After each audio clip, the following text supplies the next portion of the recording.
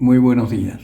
En este día lunes 27 de agosto de 2024, 21 del tiempo ordinario del ciclo B, reflexionamos del Evangelio de San Mateo capítulo 23, versículos 13 al 22. En aquel tiempo Jesús dijo: «Ay de vosotros, escribas y fariseos hipócritas, que cerráis a los hombres el reino de los cielos. Vosotros ciertamente no entráis, y a los que están entrando no les dejáis entrar. Ay de vosotros, escribas y fariseos hipócritas, que recorréis mar y tierra para hacer un prosélito, y cuando llega a hacerlo, le hacéis hijo de condenación el doble que vosotros. Ay de vosotros, guías ciegos, que decís: si uno jura por el santuario, eso no es nada, mas si jura por el oro del santuario, queda obligado. Insensatos y ciegos, ¿qué es más importante, el oro o el santuario que hace sagrado el oro? Y también si uno jura por el altar, eso no es nada, mas si jura por la ofrenda de que está sobre él, queda obligado. Ciegos, ¿qué es más importante, la ofrenda o el altar que hace sagrada la ofrenda? Quien jura pues por el altar, jura por él y por todo lo que está sobre él. Quien jura por el santuario, jura por él y por aquel que lo habita.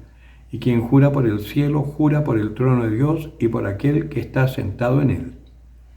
Palabra del Señor. Una palabra un poquito enredada para entender si no se conocen bien las costumbres del pueblo de Israel y lo que hacían los fariseos y los escribas. A mí me hace temblar esta palabra porque también me toca en muchos aspectos. Estos ay tienen relación con ciertas situaciones que se vivían en Israel en el tiempo de Jesús y que eran un escándalo. Por ejemplo, para evitar tener que dar el diezmo, por ejemplo, ellos decían que esa plata estaba consagrada al altar. También se aprovechaban de declarar sagrado ese dinero para no ayudar a los padres, por ejemplo, que necesitaban, porque se suponía que los hijos tenían que ayudar a sus padres cuando estaban necesitados. Para librarse de eso, declaraban sagrado ese dinero de la ayuda para el altar o porque era el oro del templo. Entonces, como estaba juramentado, el Señor le decía: no, lo que verdaderamente a ti te compromete es tu amor, en este caso, para nosotros, tu amor por Dios, por sobre todo. Y si es un amor real hacia Dios, ¿qué es lo que vas a hacer? Te vas a preocupar del necesitado, vas a ayudar a tus padres, etc. Entonces, por otro lado, cuando decía estos que buscáis un prosélito y cuando llega a serlo lo hacéis hijo de condenación, el doble que vosotros. ¿Por qué? Porque ellos habían hecho de la ley, que ya les he explicado que es una promesa que Dios iba a cumplir en el pueblo, lo habían hecho mandamientos que cumplir. Y habían 300 y tantos, 600 y tantos mandatos que había que cumplir para salvarse. Entonces imagínense, conseguían a uno que empezaba a creer en el Dios único y verdadero y lo llenaban de tantas cargas que al final el pobre hombre se condenaba porque no iba a poder cumplir. Pero lo peor es que ellos tampoco lo cumplían. Entonces te hacían cumplir a ti, pero ellos no cumplían, eran unos hipócritas. Por eso en algún momento el Señor también nos dirá: vosotros no juréis ni por el altar, ni por el cielo, ni por el trono de vuestro Padre. No juréis. Bueno, eso por una parte. Si vemos el contexto de esta palabra, nuevamente surge una cosa que es fundamental, que es la caridad.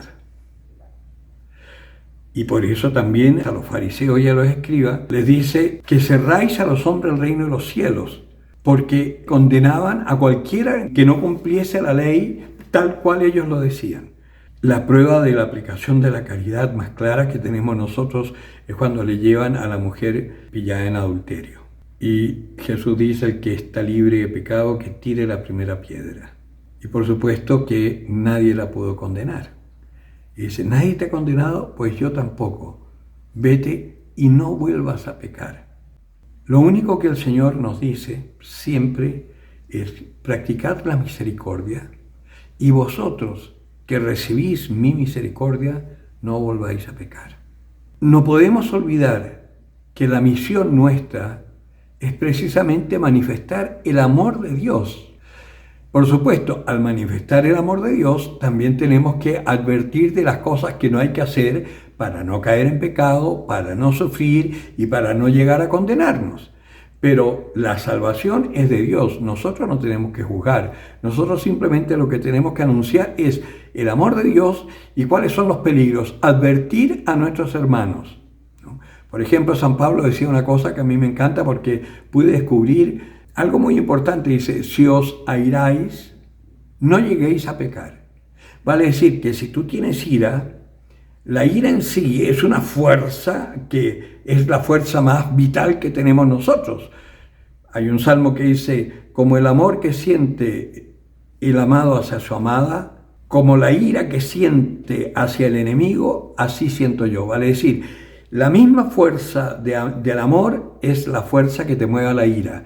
Pero no lleguéis a pecar. Entonces, ¿en qué quedamos?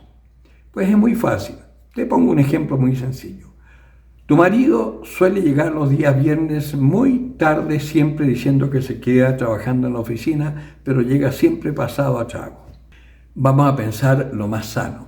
Se fue con sus amigos a tomar unos traguitos antes de venir a casa. En vez de invitarte a ti, se fue solo. Ya, un viernes lo aceptas, dos viernes lo aceptas, al tercer viernes ya estás media furiosa, ya estás con ira, porque tal por cual. Pero si en vez de preparar toda una cantaleta para decirle, mira tú, que no sé qué, si en vez de eso te pones a limpiar los vidrios de la cocina, a limpiar los azulejos que están con un poquito de grasa, si te pones a ordenar la casa, vas a ver que esa ira va a ser una potencia tal que cuando llegue tu marido, la casa va a estar como nueva. Y tú vas a haber bajado los decibeles y ya no estarás tan furiosa.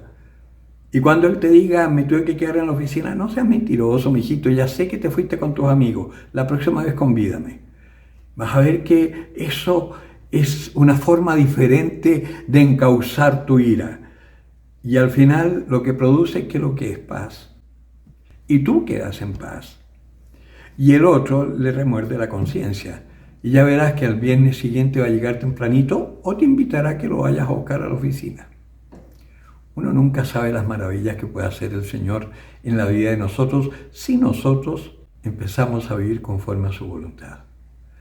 Pues esta palabra nos está llamando a tener cuidado, a no ser exigentes y si somos exigentes tomar conciencia que nosotros muchas veces exigimos lo que nosotros mismos no cumplimos, que ese era el pecado de los escribas y fariseos. No caigamos en eso.